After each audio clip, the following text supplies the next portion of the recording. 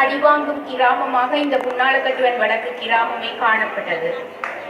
அதன் காரணமாக மக்களது இயல்பு வாழ்க்கை மிக நீண்ட காலமாக பாதிக்கப்பட்டிருந்து அதனுடன் சேர்ந்து ஒரு பாரிய இடம்பெயர்வும் ஏற்பட்டது.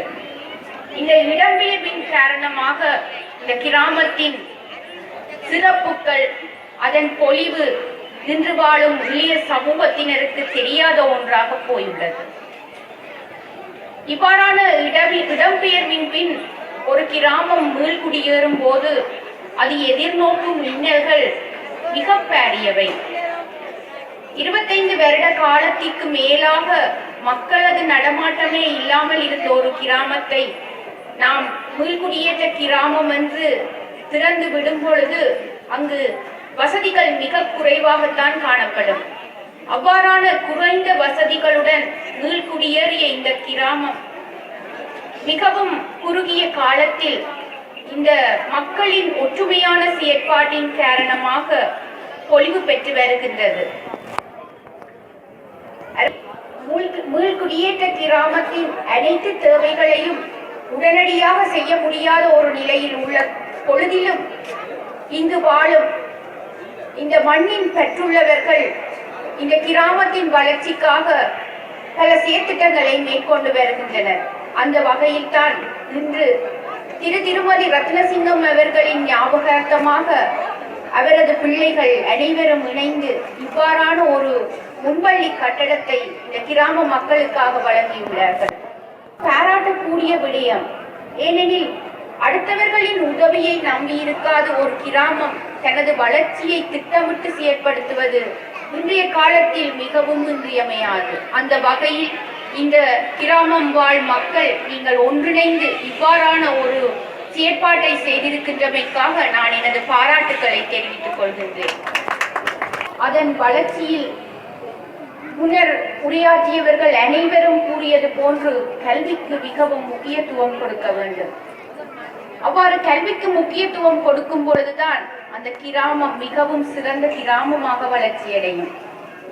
நீங்கள் இன்று கல்வியில் பெரும் சிறப்பு பெற்றவர்களை எடுத்து பார்ப்பீர்களானால் அவர்களது ஆரம்ப வாழ்க்கை கிராமப்புற வாழ்க்கையாகத்தான் இருக்கும். ஒரு கிராமத்தில் உள்ள இயற்கை காற்றை சுவாசிப்பதே இன்று மிகவும் கஷ்டமாக உள்ளது. எல்லோரும் நகரை நோக்கி ஓடுவதும் நகரமயமாக்கலில் ஆர்வம் கொண்டிருப்பதும் தான் அதற்கான காரணம். உண்மையான சுகமான காற்றை சுவாசித்து இயற்கையோடு இணைந்து கல்வியை பெறுவதற்கு இவ்வாறான கிராமங்களே வரப்பிரசாதங்களாக உள்ளன. எனவே இந்த கிராமத்தில் வளர்கின்ற இங்கு கல்வி கற்கின்ற குழந்தைகள் மிகவும் அருமையான வாய்ப்பை பெற்றவர்களாகவே நான் கருதுகின்றேன். பாடசாலைகள் எல்லாம் 7:30 மணிக்கு ஆரம்பமாகின்றன.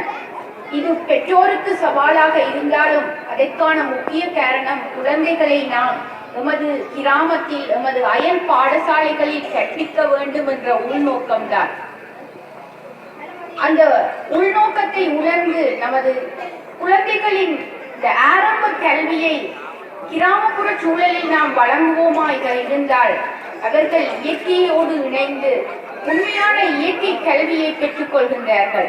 பின்னர் அவர்கள் வளர்ந்து செல்லும் போது அவர்களது சிந்தனை விருத்தியடைந்து அவர்கள் கல்வியின்பால் கொள்ளும் ஆர்வம் மற்றும் ஒவ்வொரு விடயத்தையும் விளங்கிக் கொள்ளும் திறமை மிகவும் கூடுதலாக காணப்படும்.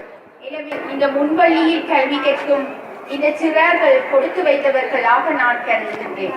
ஒரு பிரதேச செயலாளர் என்ற வகையில் நான் உங்களிடம் ஒரு அன்பான வேண்டுகோளை விடுக்கின்றேன்.